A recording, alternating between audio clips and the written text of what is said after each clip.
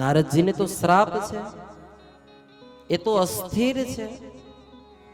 એક ગાય દોવાતી હોય એટલા સમય સુધી પણ નારદજી ક્યાંય ઊભા ન રહી શકે.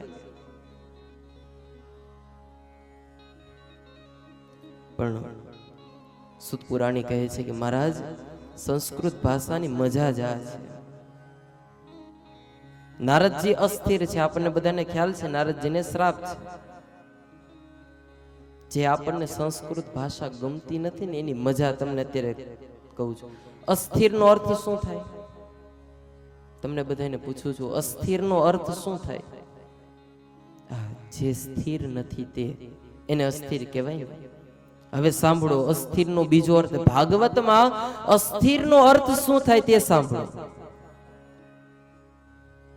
સુત પુરાણી કહે છે કે અસ્થિર નો અર્થ તમને સમજાવું છું કે અકારો વાસુદેવસ્ય તસ્મિન સ્થિરઃ ઇતિ અસ્થિરઃ.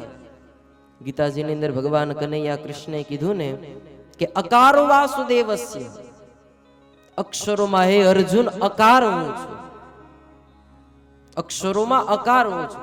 અકારો વાસુદેવસ્ય તસ્મિન સ્થિરઃ, કે જે વાસુદેવ કૃષ્ણમાં જ જે સ્થિર છે એ અસ્થિર. અસ્થિર એટલે જે કે સ્થિર નથી એ અસ્થિર નહીં.